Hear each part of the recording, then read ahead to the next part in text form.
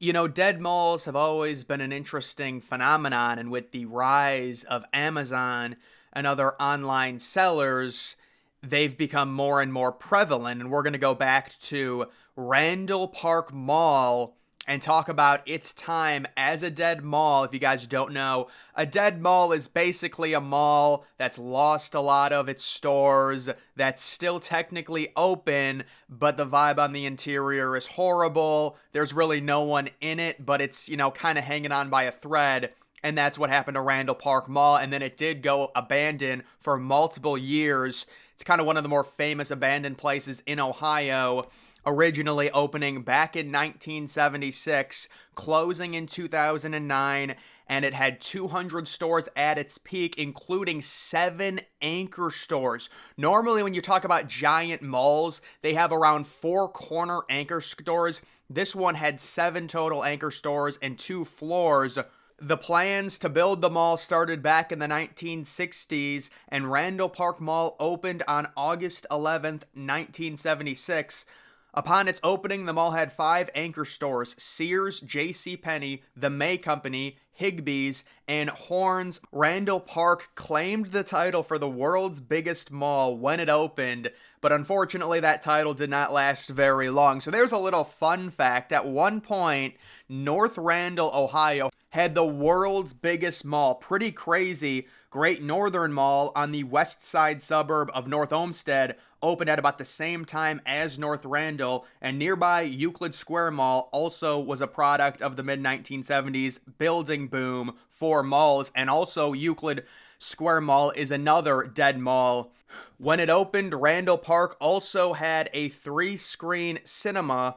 The cinema became a second-run theater in 1991 and closed in 93. After that, until the mall's closure, it was used as storage for Diamond's men's store and adjoining neighborhood. By the 2000s, Diamond's had extended their display window to include the theater's entrance. So originally they had a movie theater inside of this mall in the 1970s when it went up, which was very rare.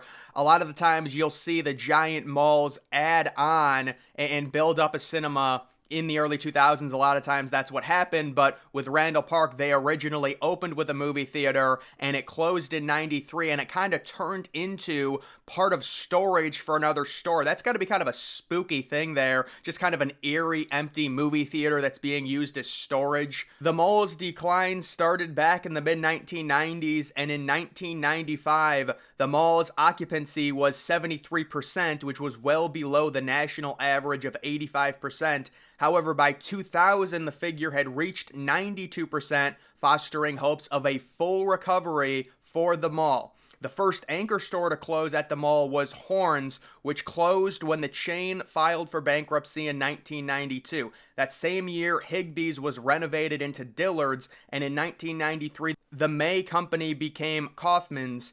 3 years after that, the lower level of Horne's store was converted into LaSalle Furniture, and the upper level was converted into a Burlington coat factory. The J.C. Penney store was converted into an outlet store in October of 1998, but closed just 3 years later in 2001 due to failing sales as a result of closures of 44 locations nationwide. Dillard's ended up closing its Randall Park Mall store in March of 2003. By 2004, about 50% of the mall was vacant, including the former Dillard's and J.C. Penney. The infrastructure was physically dilapidated, and many area residents viewed the mall as unsafe. Many of the vacant storefronts were completely walled off, and the escalators and fountains were shut off. In 2002, the mall was sold. As the mall declined, the stores and buildings around it did so too, and this is kind of the stage where the mall goes from perfectly fine, bustling, to being a completely dead mall, to the point where if you went into this thing, there would be a lot of closures. The stores would be closed. The fountains would be turned off. The escalators wouldn't be working. That's that eerie vibe you get when you enter a dead mall that just has no energy, but still is a giant. I mean, malls are big in general, and this was a very large mall. It's not technically abandoned, but you can tell it's like on its last breath. It's like dying out at this point. That's the idea of a dead mall. Kaufman's was rebranded into Macy's in 2006, and in June of 2007, it was announced that Cleveland-based trade school Ohio Technical College would acquire more than 200K square feet of space at the mall. The school's Power Sports Institute occupied the former JCPenney and Firestone Auto Care areas. Macy's closed its Randall Park Mall store in March of 2008, and in May, North Randall Mayor Dave Smith announced that Witchard Real Estate had decided to close the mall by June of 2008. The few dozen small stores inside the sprawling, mostly empty mall had until June 12th to close or move into empty storefronts on nearby roads. Burlington Coat Factory and Sears, which could be accessed from the outside of the mall, would stay open. In June of 2008, it was announced that Randall Park Mall was being sold for an undisclosed sum to United Church Builders. The deal was expected to be finalized in the next 30 to 90 days. On February of 2009, Sears announced that they would close their Randall Park location as part of an effort to close 24 underperforming Sears and Kmart locations across the country. The last of the remaining small inside stores closed or moved by March of 2009, the same day the mall closed, leaving the mall empty aside from the Burlington Coat Factory, along with several other shops which had direct external access. The power to the mall was turned off in May of 2009, and in March of 2014, it was announced that the vacant mall would be demolished for the purpose of constructing an industrial park.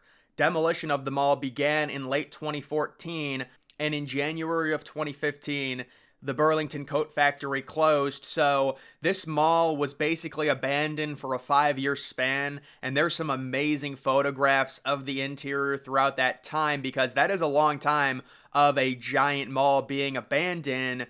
In July of 2017, reports emerged that online retailer Amazon was considering the site of the former mall as a space for a new fulfillment center. In August of 2019, it was officially announced that Amazon would demolish the mall's remaining anchor stores and build an almost 1 million square foot warehouse, bringing 2,000 full-time jobs to the region.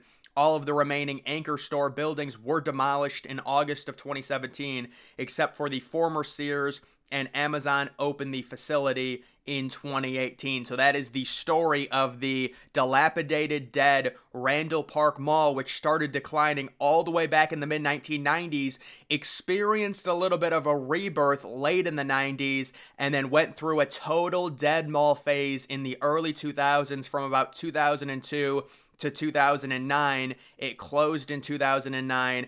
It was abandoned for 5 years, and then it was finally demolished, and then fully demolished, the anchor stores finally being demolished in 2017 to make way for the Amazon Fulfillment Center. It's kind of interesting. Normally what Amazon does is they'll take giant, massive buildings and that are abandoned, and they won't demolish them. They'll keep them up and just repurpose the building. I guess sometimes they do it. I guess it depends on the size of the building, because sometimes, they have weird designs like Randall Park Mall. It wouldn't really fit for a massive fulfillment center, so you're just going to want to demolish it and build on the site kind of as a brand new building. But either way, that is just the story of a dead mall, Randall Park Mall. That is going to do it for this video, guys. Make sure you're following me on X. Link to that's always in the description.